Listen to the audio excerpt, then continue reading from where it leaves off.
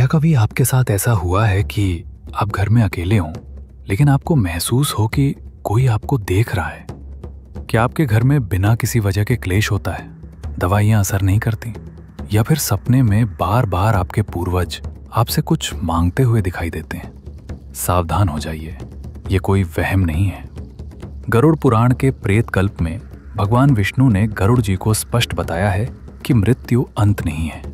कुछ आत्माएं शरीर छोड़ने के बाद भी अगली यात्रा पर नहीं जा पाती, वो यहीं फंस जाती हैं, हमारे और आपके बीच, एक अदृश्य शरीर में जिसे प्रेत योनि कहते हैं। लेकिन सबसे बड़ा सवाल, आखिर कौन बनता है भूत? और अगर आपके घर में पितृदोष या किसी साये का असर है तो उसका पता कैसे लीड्स लगाएं? आज इस वीडियो में हम गरुड़ पुराण के वो पन्ने खोलेंगे जो आपको हिला कर रख देंगे। नमस्कार दोस्तों, स्वागत है पिंकू एफएम पर। आज हम बात करेंगे उस दुनिया की जो दिखती नहीं, लेकिन उसका असर हम सब पर होता है। ये जानकारी 100% गरुड़ पुराण और शास्त्रों पर आधारित है। तो अगर आप भी सनातन धर्म के इन गहरे रहस्यों को जानना चाहते हैं तो अभी चैनल को सब्सक्राइब करें और बेल आइकॉन दबाएं।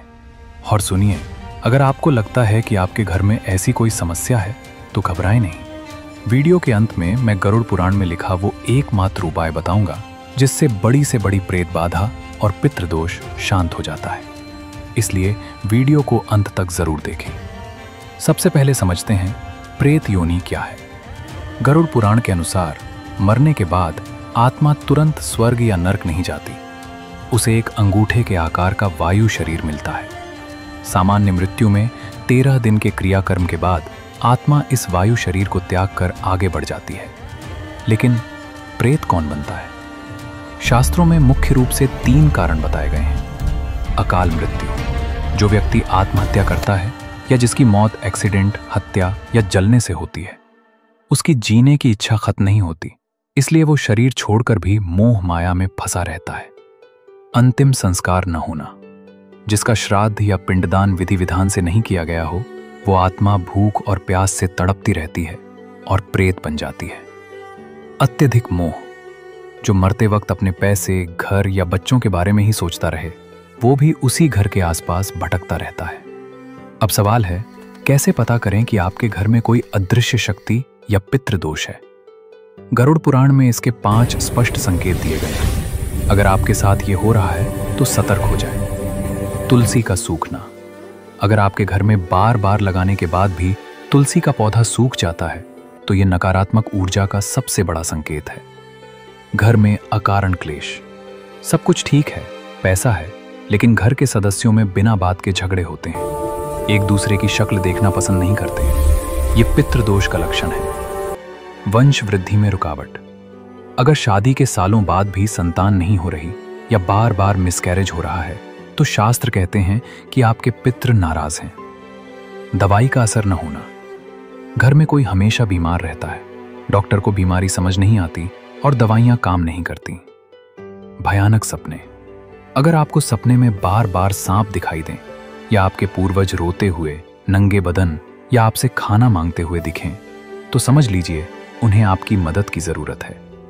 दोस्तों, यहां एक बात समझना बहुत जरूरी है, पितृदोष और भूत बाधा में फर्क है।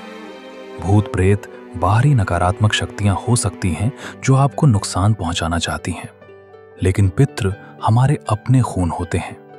वो हमें डराना नहीं चाहते, वो बस दुखी हैं। जब हम उनका श्राद्ध नहीं करते, उन्हें जल नहीं देते, तो वो पितृलोक में भूखे प्यासे रहते हैं। उनकी वही तड़प हमें धरती पर मुसीबतों के रूप में महसूस होती है। वो हमें संकेत दे रहे होते हैं कि बेटा, हमारे लिए कुछ करो, हमें मुक्ति दिलाओ। तो अब उपाय क्या है?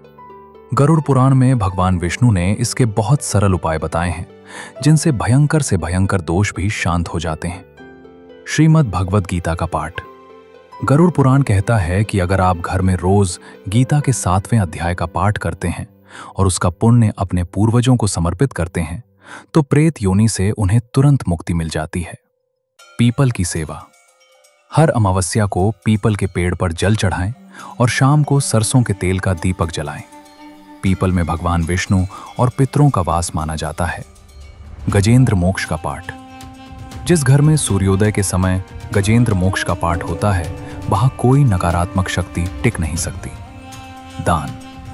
अमावस्या के दिन किसी गरीब को, कौओं को, गाय और कुत्तों को भोजन कराएं। यह भोजन सीधा आपके पितरों तक पहुंचता है। दोस्तों, मृत्यु अटल है, लेकिन कर्म हमारे हाथ में है। अपने पूर्वजों को भूलना सबसे बड़ा पाप है। क्या आपने भी कभी ऐसा कोई संकेत महसूस किया है? कमेंट में ओम नमो नारायण लिखकर जरूर बताएं। अगला वीडियो किस टॉपिक पर देखना चाहते हैं, कमेंट करें। वीडियो को लाइक और शेयर करना न भूलें। जय श्री हरि।